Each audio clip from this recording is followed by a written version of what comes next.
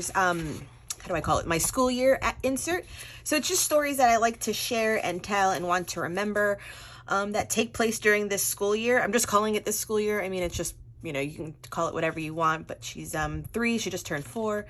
So I put this collage together of a walk we did over a bridge.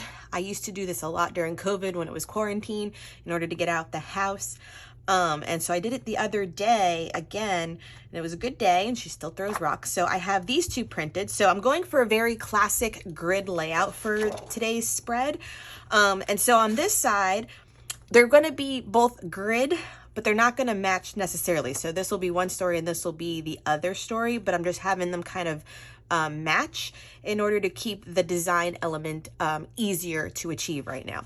So I have these 2 photos printed. So it's going to be 2 photos per page and then 2 kind of you know, pocket square 3x4 card areas. So I found this quote card in my stash, and it just says, "It takes courage to grow and become who you are." So I wanted to use that, and then I have this coordinating paper. So I'm going to cut another 3x4 card and probably do them in a diagonal. I have these pulled already, so I've done some of the work ahead of time because the colors all go, and these are from Paige Evans' Bungalow.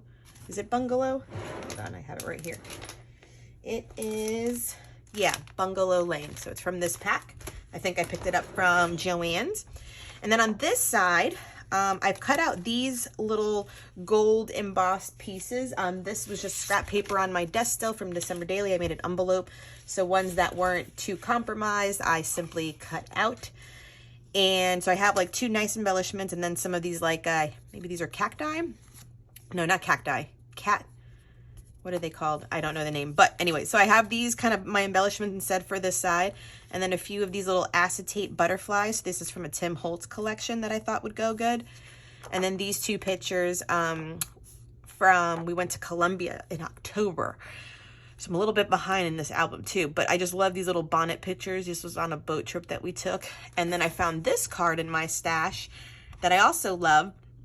So I love taking pictures of you, and it's on like this buttercream kind of paper, and it worked perfectly with the hat. So then that's why I have this pulled, because I'm going to cut the other 3x4 card from this page. This is from just a paper pad. I think it was, what was it? The Floral Spice by Park Lane from Joann. So it has the flower details. It's that buttery cream color too. And then this one will be on this side.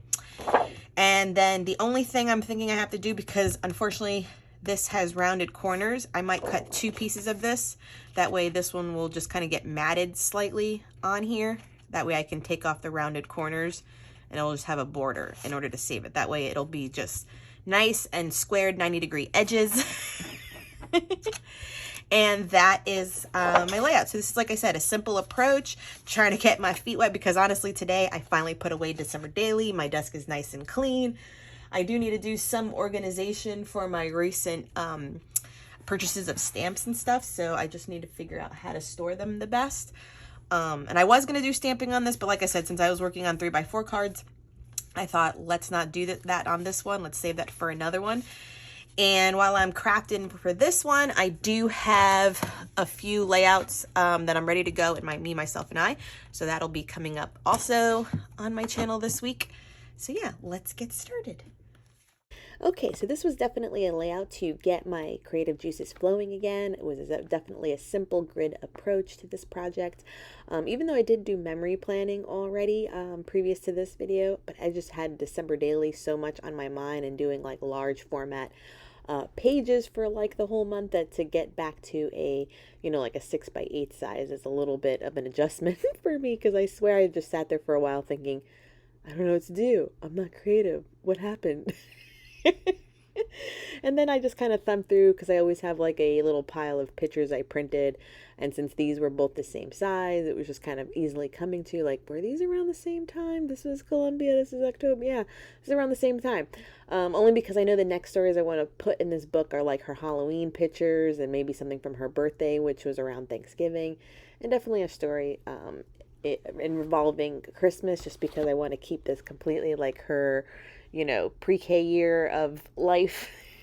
So these are just stories that I know that I wanted to share in here, to keep this album cohesive, of just about her and her development and her growing. So that's why I took an easy approach. But I do the journaling. It's going to be hidden under some flaps. You just don't see me do it right now. I'm going to handwrite it. But simple, sweet stories to kind of get my photos used and these stories documented is always the goal. And I'm so looking forward to documenting 2022 with you. Okay, that will wrap up this layout for today. I hope this gives you a few encouraging pieces that A, not all layouts have to be very intricate and detailed to get them done, and B, that if you already had the printed photos, even though these are from October and November, you still can go back and tell the stories if they're important for you to remember. So in here, you were seeing me like just use the back of this card that I will probably just handwrite my journaling this time and not take the extra step of typing it. I'm just saying probably like, usually what I always like to get down in my journaling is the who, what, where, when, and then like something else. So definitely going to make note that this took place in Colombia. We were there for my brother-in-law's wedding.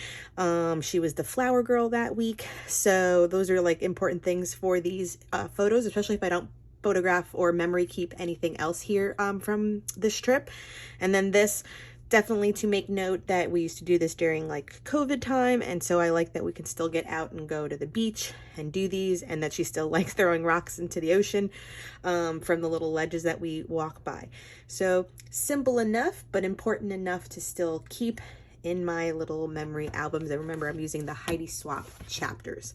I hope you've enjoyed your time with me. Please hit that subscribe button if you haven't done so already, and give this video a thumbs up. Until next time, bye.